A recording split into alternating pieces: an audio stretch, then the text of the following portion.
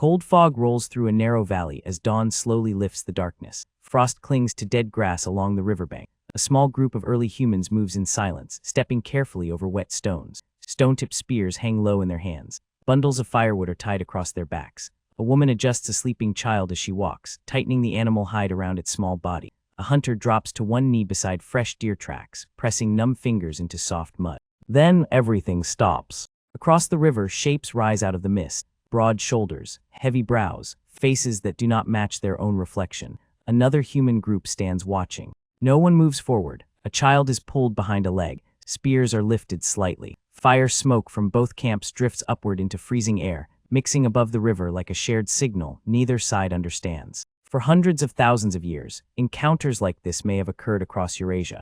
Researchers believe multiple human species likely lived at the same time, often sharing the same valleys and hunting grounds. But only one lineage remains today. And that raises a difficult question. What changed in these silent meetings that shaped survival itself? If you could walk across Earth 100,000 years ago, every landscape would feel familiar, but not fully human. In Europe, Neanderthal families sit deep inside limestone caves. Firelight flickers across stone walls as meat roasts on sharpened sticks. Stone tools are carefully reshaped beside sleeping children. Far to the east, Denisova-Vovan groups likely move through cold mountain forests, following animal trails through heavy snow and broken terrain. They carry tools, food, and fire-making materials wrapped in animal skins. On islands across Southeast Asia, small-bodied human groups move through dense jungle. They hunt, cut meat with stone flakes, and take shelter under rock overhangs during tropical storms. The Earth was not home to a single human species. Scientists suggest there may have been several human lineages alive at the same time, possibly 6 or more, each adapted to different environments, each raising children, burying their dead, and surviving harsh seasons in their own way. This changes everything about human history. We were not alone on the planet. We lived among other human worlds that would later disappear.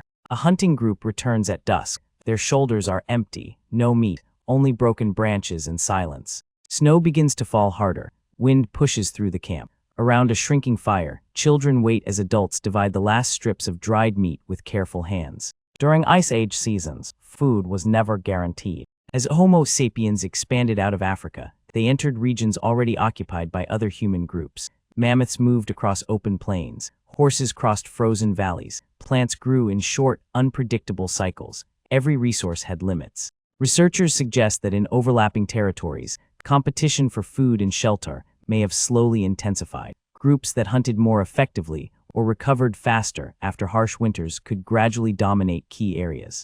Others were pushed outward, into colder valleys, poorer land, or unstable migration routes. The shift was rarely visible in a single moment. A hunting ground left empty. A cave occupied by new fires. A group walking farther each season to find food. But beneath it all, survival pressure was building quietly. And strangely, it may not have started with violence. It may have started with hunger. The sky changes without warning. Grasslands dry into dust. Rivers shrink into broken channels. Herds vanish over distant horizons. One by one, families gather tools, wrap infants tightly in fur, and extinguish their fires before moving into the unknown. Again, Ice Age climates did not remain stable. In some regions, temperatures shifted dramatically within a single human lifetime. Forests became open plains. Hunting grounds turned into frozen ground where animals no longer returned. Movement became survival. Researchers suggest Homo sapiens may have formed wide social networks connecting distant groups. Information could travel between camps across long distances, shared knowledge about water sources, seasonal animal paths, or safe routes through dangerous terrain. A traveler arriving from another valley did not arrive empty-handed. He carried knowledge of survival. Yet every migration came with risk, because every step into new territory increased the chance of meeting those who were already there. A blizzard presses down on the land. Snow cuts against exposed skin like sand. Inside a shallow cave, a weak fire struggles to survive. Adults huddle close, turning their bodies to block the wind. Children sleep under layers of animal hide. An older man coughs into his hands, unable to stand. A woman rubs warmth back into frozen fingers that no longer move properly. Ice Age winters did not simply bring discomfort. They could erase entire groups. Glaciers advanced across northern regions over thousands of years. Rivers froze solid. Animal migration routes shifted or disappeared entirely. Food sources collapsed without warning. Neanderthals had survived cold climates for hundreds of thousands of years, but researchers suggest that later environmental swings, combined with increasing pressure from expanding Homo sapiens populations, may have pushed survival margins to the limit. A group losing even a few skilled hunters after a failed season might never recover. In a small population, every loss mattered, and over time, survival became less about strength and more about whether enough people remained alive to continue at all. Night falls quickly over the valley. A hunted reindeer is dragged into camp. Firelight grows brighter as fat begins to melt and drip into the flames. The smell of cooking meat spreads through the cold air. Nearby, an older woman demonstrates how to strike and shape stone into a sharp blade. Children watch closely, copying her movements with small hands. Survival was never an individual achievement. Archaeological evidence suggests that many ancient human groups cared for injured members, shared food, and maintained long-term support systems. Some Neanderthal remains show individuals surviving serious injuries that would have required help from others over long periods. But Homo sapiens may have extended cooperation even further. Researchers believe that distant groups sometimes exchanged tools, materials, and knowledge across hundreds of kilometers. A visitor could arrive carrying shells, stone blades, or information about migrating herds seen weeks earlier. Knowledge did not stay in one place.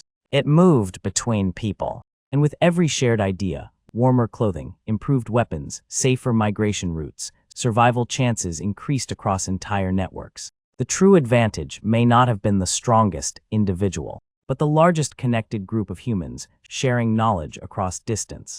Around 74,000 years ago, a massive volcanic eruption occurred in what is now Indonesia. Ash surged into the sky. Sunlight dimmed across vast regions. The atmosphere filled with dust that may have altered climate patterns for years. Across distant landscapes, early humans may have seen strange, faded sunsets while plants struggled to grow. Scientists continue to debate the full global impact, but many researchers agree that prehistoric populations likely faced repeated environmental shocks capable of pushing already fragile groups toward collapse. Imagine returning from a hunt after days of searching. No animals, no tracks, only wind moving through empty grass. Children cry from hunger as firewood disappears faster than it can be gathered. In small, isolated communities, such conditions could turn fatal quickly. Genetic evidence suggests that Homo sapiens experienced a severe population bottleneck in prehistory, possibly reducing the entire population to only a few thousand individuals at one point. A collapse that should have ended the species, but did not. Somehow, survival continued through the narrowest margin imaginable. Two groups approach each other slowly through forest light at dusk. No one raises weapons. Hands remain visible. Food is placed on the ground. Fire is shared carefully between strangers. Days pass, then weeks. Familiarity replaces fear. Over time, relationships form across boundaries that once seemed impossible.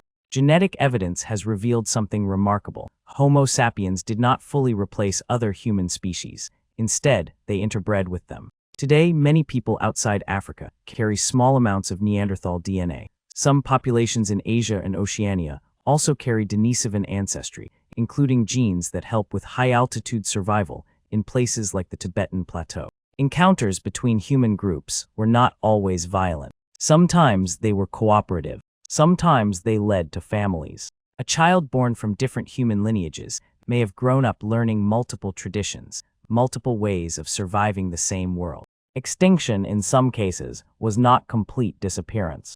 It was absorption and inheritance. Rain pours through dense jungle canopy as a small hunting group moves silently between tangled roots. One climber steadies himself on wet stone. Another carries sharpened wooden spears wrapped in bark. Ahead, movement in the brush. The group freezes. On isolated islands, human evolution followed unusual paths. Researchers believe that on a Florida's island, an ancient human population became isolated for hundreds of thousands of years.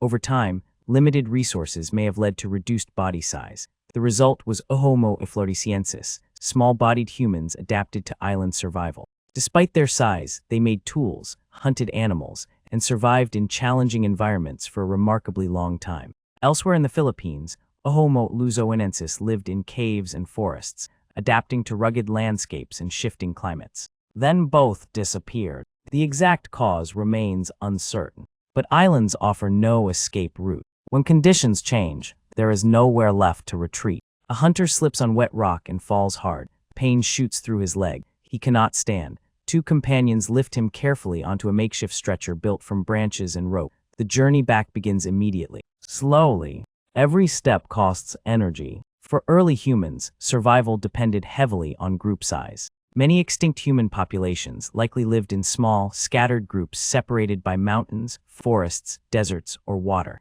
Some may have numbered only a few dozen individuals. Researchers suggest that such small populations faced constant instability.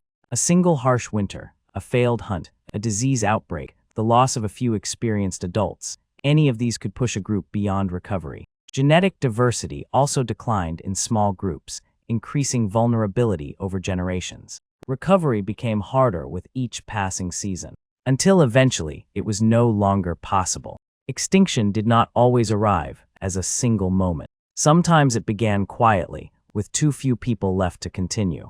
A child lies beside a fading fire, skin hot with fever. By morning, another cough spreads through the camp. Food remains untouched as hunters stay behind to care for the sick. Days of hunting are lost. Strength fades. Scientists cannot confirm the exact role of disease in the disappearance of other human species, but many researchers consider it a possible contributing factor. When previously separated populations come into contact, they often exchange more than tools. They exchange pathogens. History shows that diseases can devastate populations with no prior exposure. A similar process may have occurred when expanding Homo sapiens encountered other human groups. In small, already stressed communities, even a mild epidemic could reduce survival dramatically. Hunters unable to travel, children weakened, firewood uncollected. Yet despite all these pressures, some human populations endured for hundreds of thousands of years. Their disappearance likely required multiple overlapping stresses acting together, not a single cause. The camp is silent. Only one fire remains. Sleeping spaces are empty, pressed into cold earth inside the cave. Outside, fresh snow covers footprints from days earlier. No new tracks appear. Somewhere around 40,000 years ago, the last Neanderthal groups may have lived through conditions like this. Researchers do not know what those final days looked like. No direct witness exists. No recorded memory survives. What evidence suggests is fragmentation. Small groups scattered across shrinking territories. A failed hunt here. A harsh winter there. A generation without enough children to continue. One by one, fires disappeared. Not in a single event, but through gradual fading, until nothing remained. In a modern laboratory, scientists extract fragments of ancient DNA from a tiny bone. The material is fragile, broken, incomplete. Computers slowly reconstruct patterns from what remains. The results reveal something unexpected. Extinct humans did not vanish entirely. Many modern people still carry Neanderthal DNA. Others, particularly in parts of Asia and Oceania, carry Denisovan ancestry. Some of these genes influence immunity and adaptation to extreme environments, including high-altitude survival. Fragments of ancient humans still exist within modern genome. Researchers now understand extinction differently. It was not always a clean ending. Sometimes populations merged. Sometimes they disappeared into others. And sometimes they survived as traces inside descendants. The human species today is not a single uninterrupted line. It is a layered history written inside our biology. A family sits around a small fire on an open Ice Age plain. Wind howls across the dark landscape. Children sleep beneath animal hides while adults feed the flames through the night, watching the horizon for movement. They do not know what lies ahead. They do not know that their descendants will one day build cities, cross oceans, and explore space. And they do not know how close their own line came to ending. Genetic evidence suggests Homo sapiens passed through multiple severe population bottlenecks in prehistory. At several points, survival may have depended on extremely small surviving groups rebuilding slowly over generations. Human evolution was not a straight path. It was fragile, uncertain, dependent on chance, climate, and timing. Other human species disappeared. Rivals came and went. Environments shifted without warning. And yet Homo sapiens remained. Not because it was guaranteed, not because it was destined, but because through countless narrow moments in a dangerous world, it kept the fire alive long enough for everything that came after.